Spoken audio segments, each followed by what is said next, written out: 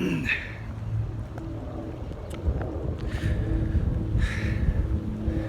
know how to start this.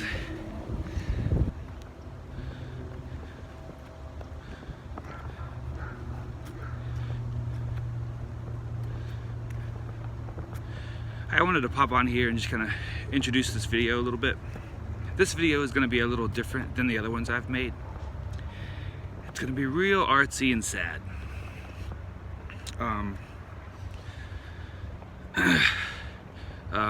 My dad passed away last week, November the 19th.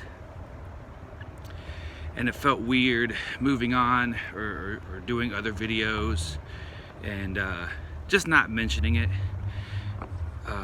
It felt more important to punctuate this moment that I'm in and give it its due attention before moving on.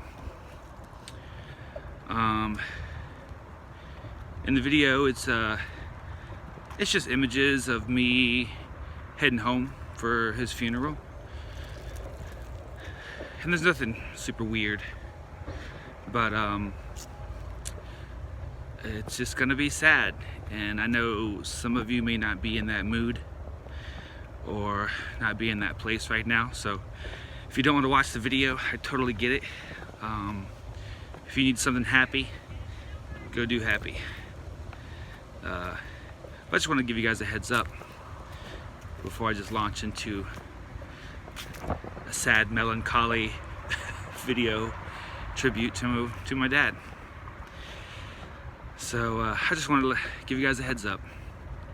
I'm doing fine, by the way. I mean, this sort of thing happens all the time to a lot of different people. I'm clearly not the first, but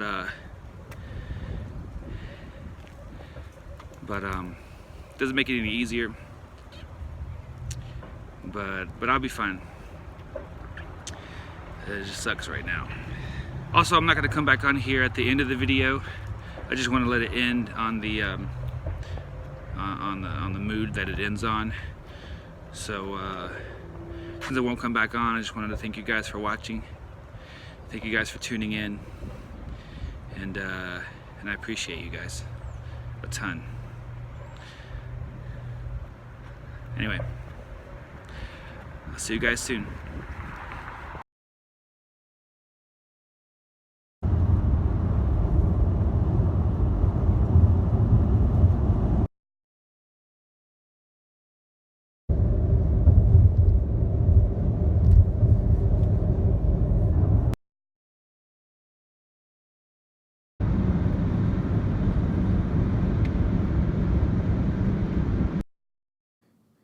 It's hard to write about losing a parent or a spouse or some other such person whose simple existence is part of the reason you are who you are.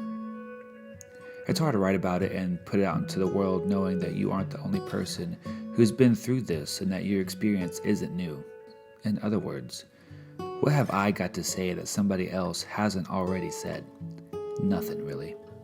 And in fact, I'll probably recycle a lot of things I've already heard said, such as Dan Auerbach of the Black Keys saying on an NPR interview about his divorce, and I'm paraphrasing here, "Divorce happens all the time, but it's the first time it's happened to me." Can I just say, same. So what does one say about their dad? As I mull over the question in my head, I can easily get overwhelmed by the tsunami of things that defined him. Dad never sat still. He couldn't. A workaholic in the best sense of the word and a master of getting things done, he was always moving, working, fixing, building, improving. I inherited that nonstop work ethic.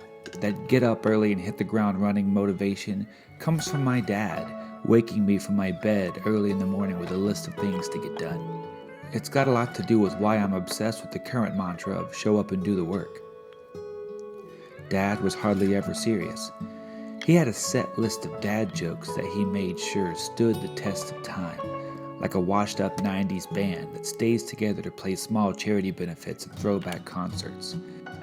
They get on stage, play their one big hit alongside 3 or 4 other songs that you may have heard, then play their one big hit again to close their set. That was Dad's set list. Dad's greatest hits read as such. I would ask, "Hey Dad, where are you going?" "Crazy," he'd respond. My youngest son, he plays the French horn. Dad's line always was, "When are you going to teach that horn how to speak English?" I supported a faux hawk for the longest time. Dad's line, "What scared you?" As a teenager, the way that Dad told me I needed to cut my fingernails was he would just ask me out of the blue, "When you gonna paint them?" "Holes that you see in jeans today?" Dad's line, "I see your hat out." Give my dad a choice between two options, Coke or Dr. Pepper. Do you want to sit on the porch or stay inside? Do you want to take a nap or stay up and watch TV? Dad's answer, "Yeah." Hilarious, I know. But he was always trying to get a rise out of people, and he laughed at his own jokes the hardest. What else defined my dad? A cowboy hat, a tractor. He liked to hunt and fish. A button-up flannel or plaid shirt, welding gloves, cowboy boots, a whistling nose. Not much of a reader. The only author he ever read was Louis L'Amour that I know of. Not much of a moviegoer. One of his favorites was Legends of the Fall.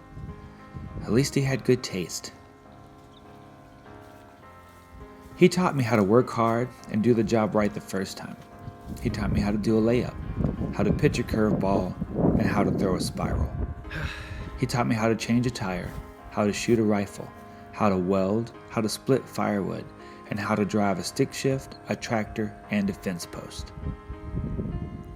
He fought death back not once, not twice, but 4 times. He busted his head when he was in his early 20s, didn't die, got leukemia, fought it off, underwent quadruple bypass surgery from which the doctor said it was a wonder he was still alive, survived a malfunctioning shunt in his head, and not to mention a few falls from ladders and rooftops. He simply refused to go. The legacy my dad left behind is reflected in the amount of people who showed up to pay their respects to the man. The wake was from 5 to 8 p.m. The line was out the door for most of that time as people filed in whom he had worked with or worked for, people who he had helped spread gravel on their driveway, helped bale hay, helped build a shed, helped put a roof on, helped bush hog a field, worm cows, jump off a truck, jump off a tractor, dig a ditch, put up sheetrock. I'm sure you're getting the idea. This was my dad.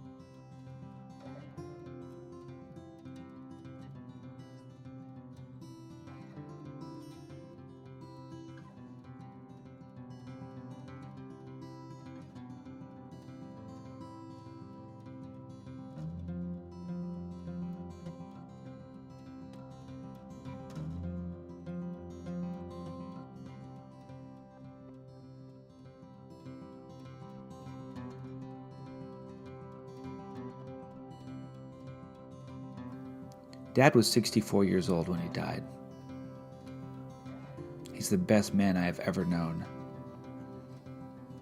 Standing beside my brother, we stood at the wake and watched the line of people come in to see my dad one last time.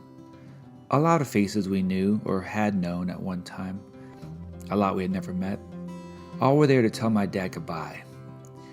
And I realized that he set the bar pretty high on what it means to be a good person. It was reflected in the line of people, in their smiles as they greeted us, and their tears as they expressed their sorrows, and the stories of how they were connected to Dad or connected to us. My dad wasn't perfect, but I can honestly say he was better than any other man I've ever met. He was the example of how to be. An example that I've not lived up to, not yet, and probably not ever. That's my dad. God, I miss him.